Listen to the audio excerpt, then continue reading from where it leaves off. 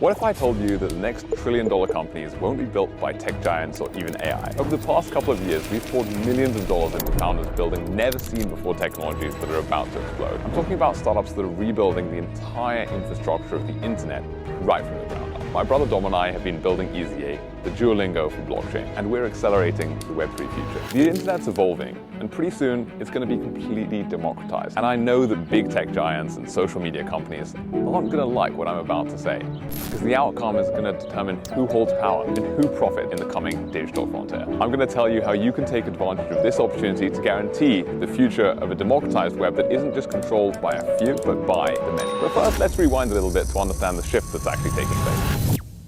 When we look back through history, most people think that the paradigm shifts come from things like radios or computers or cell phones. But the truth is, none of the products mean anything if it's not for the underlying technology behind it. Without radio frequencies, a radio is just a box. All of those technologies, from railroads to electricity to the early internet, started the same surprising pattern. They were met with skepticism. First they laugh at you, then they violently oppose you, and then they accept you as self-evident. And then got the world using it and ultimately reshaped the way that we live. So it's like the car, for example, right? When the car first came out, people were like, that's stupid, nobody's ever gonna use it, it's no better than a horse. And then they're like, oh, this is so dangerous if you go faster than 30 miles an hour. And then it was like, oh, well, actually cars are pretty good and everybody now drives cars. And the internet itself was like that, right? First people laughed at it and they were like, oh, it's just a fad. But today, nothing we do would work without the internet. And Web3 has quietly been following the same pattern since it started gaining traction a couple of years ago. When crypto first started coming out, people were first like, oh, it's just like, what is this stupid little technology? Why would anybody ever use it? It's useless. Then people started saying, well, scam.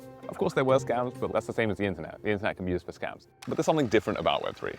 You see that every new technological infrastructure created new economic models that couldn't have existed before. The internet paved the way for online business, social media, and that made way to the creator economy. Chris Dixon, one of the foremost thinkers in the VC space in Web3, he basically put it like this. Web 1 was read-only. Web 2 is read and write. Web 3 is read, write, and own. The internet is being made and built around ownership. The internet is fundamentally broken. Most people think of the internet as a free-for-all. And sure, anyone can write and read whatever they want. But if we zoom out and look what's actually happened, there's really just a select few mega companies that control pretty much everything that we interact with online. One of those companies was built right here on campus at Harvard, Facebook.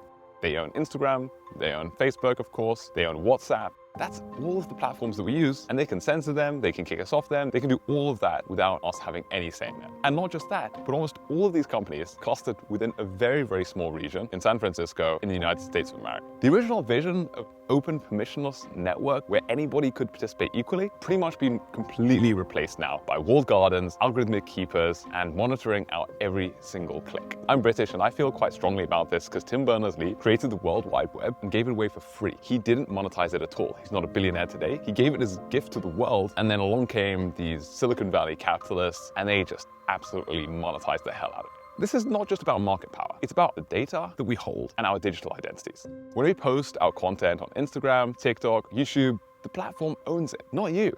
And so when you build a business that depends on these platforms, they can change the rules overnight and potentially destroy years of the work that you put in. I've seen it happen. We've seen creators lose 90% of their reach within a single day just because of a change in the algorithm.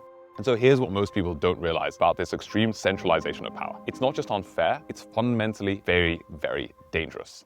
Take banking, for example. When you deposit $100 in your bank account, they are not holding $100 to reflect that equally. They are lending it out to people, they are investing it in other things. It's not actually just sitting there safely in your account. Banks actually operate on something called partial reserves. And so when you see your digital balance, there is merely the illusion that you really own all of that money. And this system works perfectly until it doesn't. As we saw in the 2008 Great Financial Crisis, and we even saw recently with the collapse of Silicon Valley Bank, like you could lose all of your money overnight. But Web3 changes this entirely by enabling true ownership of digital assets through blockchain. That means that you can take power from these large institutions and take it back to the individuals, back to us, where it really belongs.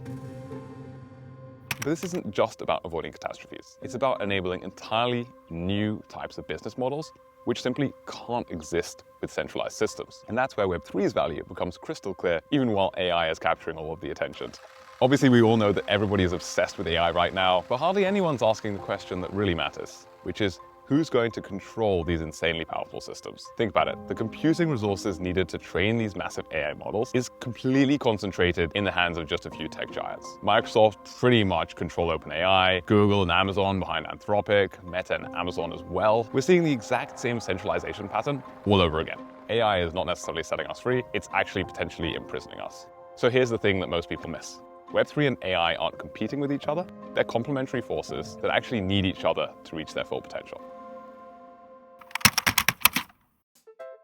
So a couple of years ago, my brother Dom and I launched EZA with a simple but powerful hypothesis. If created the right environment for builders, then they could solve problems that billion-dollar companies simply couldn't. Not because they're necessarily smarter, but because they're approaching problems in a completely different way, without all the institutional constraints that really hold back. So we put our money where our mouth is, and we've given away millions of dollars to students at our hackathons so that we can accelerate the adoption of Web3 and ultimately bring about this Web3 future much, much faster. We've hosted events all over the world, from San Francisco to London to Singapore to Hong Kong and beyond.